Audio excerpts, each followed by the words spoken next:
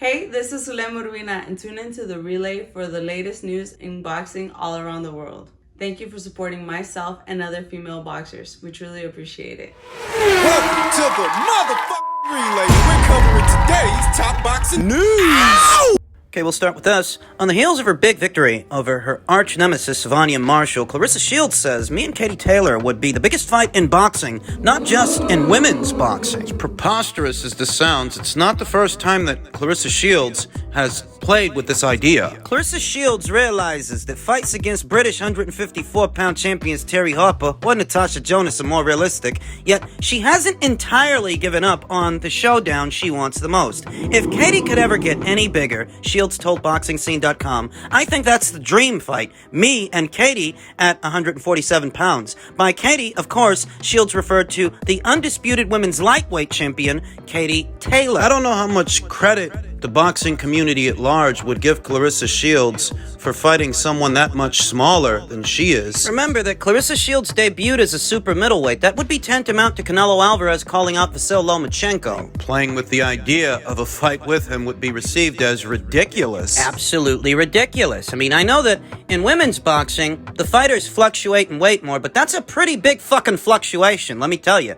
I believe that Katie Taylor is a true competitor, said Shields, who began her career at super middleweight, 168 pounds. I know that size matters in boxing, but also, when you have the skills, when it's skills versus skills, size really doesn't matter, and punching power doesn't matter. I think it'd be a great chess match between me and her. Who's faster? Who has the better game plan? Who has the better IQ? I think somebody should tell Claressa that the optics of such a match, Katie Taylor standing next to Claressa Shields, would cancel out any idea that size doesn't matter. Believe you me, size matters. And that would be obvious if you stood both fighters right next to each other. Some mountains are too high to climb. Some amount of size is too much to try and overcome. Claressa continued, I don't know if she would ever fancy it because I've heard before she can barely get up to 140. So she's definitely not going to 147, Shields said. But that would definitely be the biggest fight in boxing, not just women's boxing, but boxing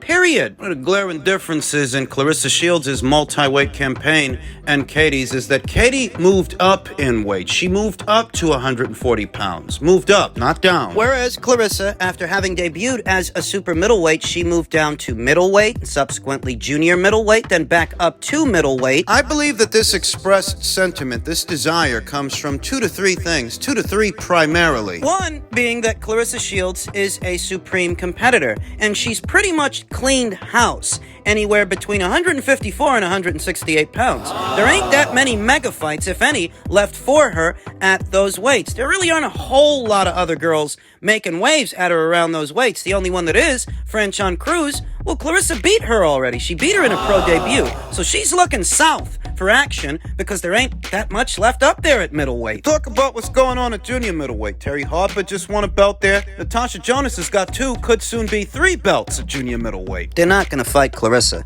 Even if they, as fighters, like the challenge and like that idea, their handlers and their managers, they're not going to let them do that. For those fighters, it doesn't make sense. You can make the same money boxing Terry or boxing Natasha in a rematch that you would make boxing Claressa Shields, who's a hell of a lot bigger than you guys are. So part of the reason that Claressa's looking at a Katie Taylor fight, and she's still talking about that, is because she's running a scarcity of opponents up there. There's still fighters like Jade Green and Raquel Miller, unbeaten fighters, unbeaten up-and-comers that Claressa can fight, but fighting those fighters would not have the same profile as a Katie Taylor fight. Unbeaten Raquel Miller, unbeaten Jade Green, Danielle Perkins. Still a couple of fights to make up there for Claressa Shields, but she don't get paid for fighting those girls what she could get paid for fighting Katie Taylor. The problem is fighting Katie Taylor ain't the least bit realistic. That woman is too small. And has anybody ever stopped and asked how much sense this makes for Katie? There's no need. I can tell you right here and right now how much sense that makes for Katie. No sense. None. No sense at all. If Katie Taylor makes it through Karen Carbajal, she can fight Alicia Baumgartner when she moves up in weight after having become the super featherweight division's undisputed champion. She can fight Alicia. She can have a rematch with Amanda. She can fight the winner of Cameron versus McCaskill. She's got a lot of options. So, you know, part of the reason I think Claressa's still talking about this She's a supreme competitor, and the only fighter that you can really compare her to is Katie, but the discrepancy in size makes the fight preposterous. That's one. Just one. Two, Clarissa, because of where she campaigns, more barren weight classes than lightweight.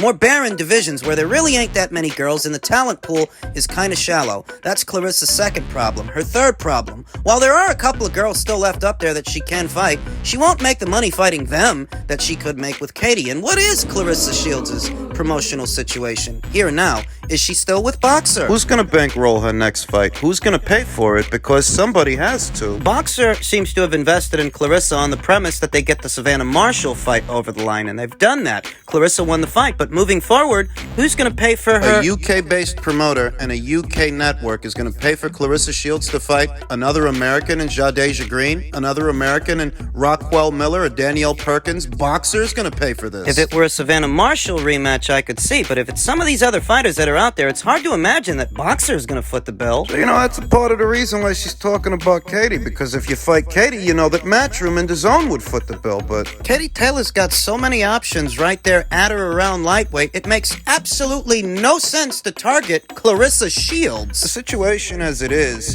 a byproduct of Clarissa campaigning at weights where, unfortunately, there just aren't a lot of girls. Believe you me, if there were another mega fight right there at middleweight or super middleweight, I don't think Clarissa would be talking about a Katie Taylor fight. She wouldn't, but unfortunately, at those weights, the talent pool really is rather shallow, leaving Clarissa Shields with very little options. Moving forward, it's not her fault, but that's just the way it is. Men's featherweight news, the WBA issues a final notice for Lee Wood to provide medical reports, still on the hook for Santa Cruz clash. It's amazing that they're applying all this pressure on Lee Wood, but no pressure was applied the last 3 years for Leo Santa Cruz to defend his WBA title. They're just now getting around to this. A reminder was sent to Nottingham's Wood seeking medical proof of a bicep injury that forced him out of a September 4th voluntary WBA World regular featherweight title defense against Mauricio Broncolada. The WBA requested proof of injury on September 27, shortly before the sanctioning body declared that Wood must next face WBA super featherweight titleist Leo Santa Cruz in a long overdue title consolidation clash once he's cleared to return to the ring. Wait a minute, you're saying they requested proof of injury for what was a voluntary title defense? Heard that right. The now defunct Mauricio Lara fight was not a mandated fight. The WBA didn't order that fight. So then why would they request proof of injury? Trying to make things hard on Lee Wood and looking for any reason at all, to strip him of that WBA title. That's what it sounds like to me. The World Boxing Association sent a letter to the team of featherweight champion Lee Wood to remind him to send a medical report requested last September 27th. I'm just curious, if he don't send that medical report, what are you gonna do? Strip him? The WBA declared in an October 20th ruling, Wood was scheduled to fight Mauricio Lara last September 24, but had to suspend his fight due to an injury in one of his biceps, a situation that was reported by the international press. The resolution sent by the WBA ordered the fight between Wood and Leo Santa Cruz once the British fighter recovered from his injury and to estimate a prudent lapse of time. A report of his injury was requested to be studied by the WBA Medical Committee to determine a possible date. The body will give a 5-day deadline to send documents related to negotiations. Did you hear that? A prudent lapse of time. The WBA thought it a prudent lapse of time to allow Leo Santa Cruz to hang on to a featherweight title that he hasn't defended in a little over 3 years. Even after he moved up from featherweight up to super featherweight and won the super featherweight version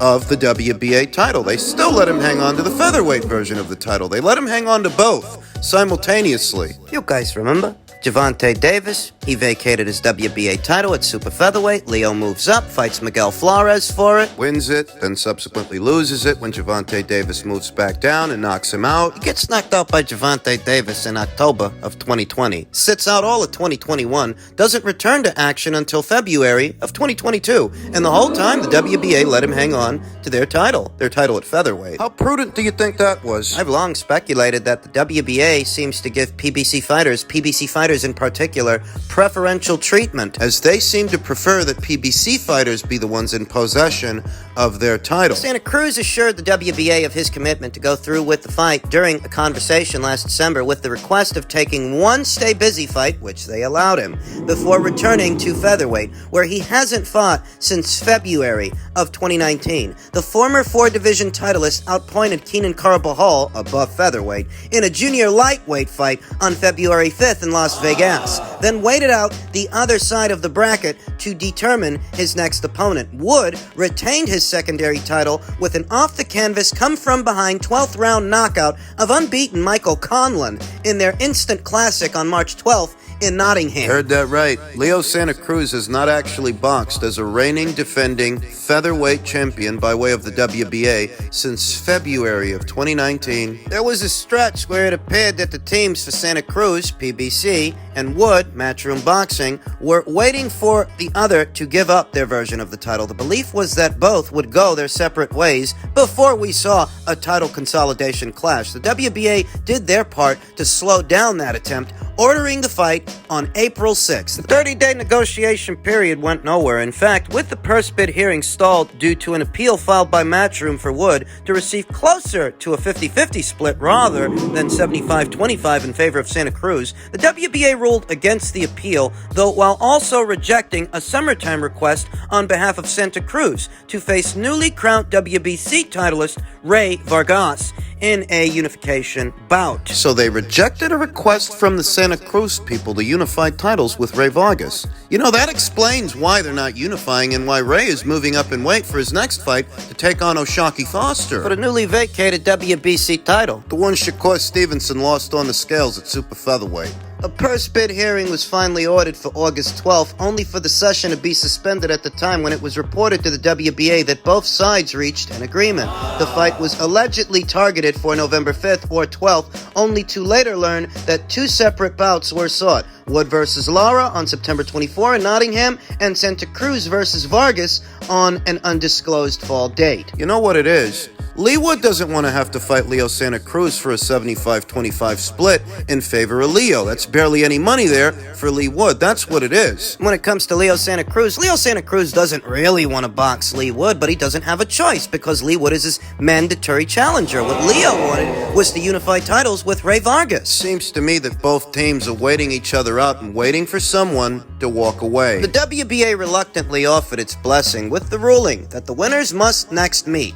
The combination of Wood's withdrawal from the Lara fight and PBC TGB failing to provide documented proof of Santa Cruz versus Vargas moving forward prompted the sanctioning body to revert back to the originally ordered title consolidation bout. The clock is ticking for Wood to comply with the WBA's order, not to mention his promoter, Eddie Hearn, is on record stating he plans to revisit plans for Wood versus Lara. Additionally, there is a plan for the winner to face whoever prevails between IBF featherweight titleist Josh Warrington and his mandatory challenger Luis Lopez, which takes place December 10th in Warrington's Leeds hometown. It's a conflated, convoluted mess, but it's a mess that the WBA created because they never should have allowed Leo Santa Cruz to hang on to that title. Before that order even came down, Leo Santa Cruz was allowed to hang on to a featherweight title while he was up there at super featherweight, having already won a title. And having already lost it. That's basically saying that irrespective of this Lee Wood situation, irrespective of this mandate, you should have stripped this guy a long time ago,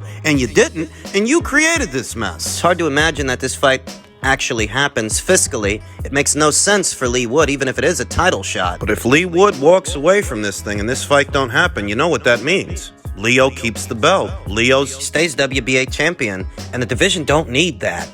And finally, earlier this week, it was officially announced that former lightweight champion Teofimo Lopez, now campaigning as a super lightweight, would be taking on yet another former fellow champion in Jose Pedraza at super lightweight December 10th. Mixed reviews about the fight because we know that after his super lightweight debut, Teofimo vehemently requested that he not be matched against Arnold Barboza, who he quite colorfully called a bum. If the guy's a bum, why should it bother you fighting him? He's a bum. Right. What are you telling me? You moved up to 140 pounds to fight a former champion from 135. Now, Jose Pedraza, he does have some time in at 140 pounds. He's had a couple of fights there. Lost a couple of fights there. You know, he lost the fight to Jose Zapata, lost the fight to Jose Ramirez more recently. recently. He drew with Richard Comey. He seems capable at the weight, though just short of top tier, just short of elite. And that's who Teofimo is going to be fighting. It's a decent little fight. But little more than just a keep busy fight. A prelude. Prelude to something bigger. As Bob Arum has said, Teofimo Lopez told him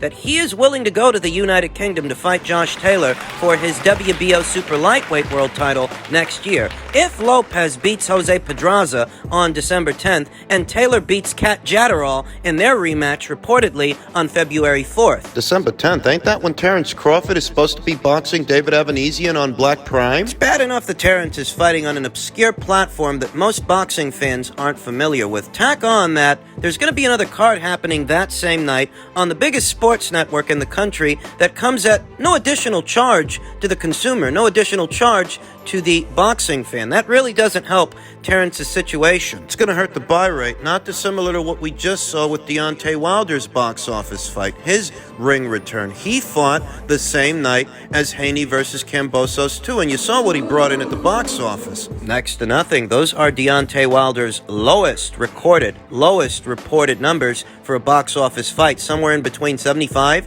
and 77,000 buys. Yeah, his card was happening the same night. It was going head-to-head with the Top Rank show on ESPN. That didn't help his situation. This upcoming fight between Teofimo Lopez and Jose Pedraza, That's not going to help Terrence's situation because Terrence's fight, it's a box office fight. you remember after the Porter fight, what Terrence said about the fight happening on an app and how that hindered the fight's exposure? Well, now you're boxing on an even lesser known platform. If you think people struggled with ESPN Plus as an app in order to purchase the pay-per-view, how much more do you think they're going to struggle with Black Prime? Desperate times call for desperate measures. Teofimo Lopez says that he's willing to travel to the United Kingdom for the winner of Tosh Jailer versus Catterrall, their rematch. Smart idea, a good idea, because I'll tell you something, he can fight the winner of that fight here in the United States, and it won't be as big a fight here in the United States as it would be in the United Kingdom. Taylor versus Catterrall 2 is a decent-sized fight in the UK. It's worth some money. And if you go over there and you fight the winner of that fight, you can get some of that money. He'll have to give up home field advantage to do it, but sacrifices have to be made. Devin Haney had to give up home field advantage to get that George Kambosos fight. He made the necessary sacrifices, even if it meant having to fight that guy 2 times in his neck of the woods. He came out all right. Teofimo could too. If he plays his cards right, keeps his head on straight, keeps his eyes on the prize. Regardless of who wins that fight, he's going to be opposite the ring a southpaw, a crafty one. Whether Tosh Jailer wins or Jack Catterrall. It's Catterrall. Cadillac. Teofimo Lopez would be opposite the ring, a crafty southpaw. And because he's gonna be in the other guy's neck of the woods, he's got to be on his P's and Q's. He's got to cross all the T's and dot all the I's. He's got to get ready because he won't have very many advantages in that situation. He's already the naturally smaller fighter and the less experienced fighter at the weight and overall. He's got no height advantage, no reach advantage. Hard to say that he's the bigger puncher. Bigger than Jack, maybe, but not Josh. Got his work cut out for him, that's what I see.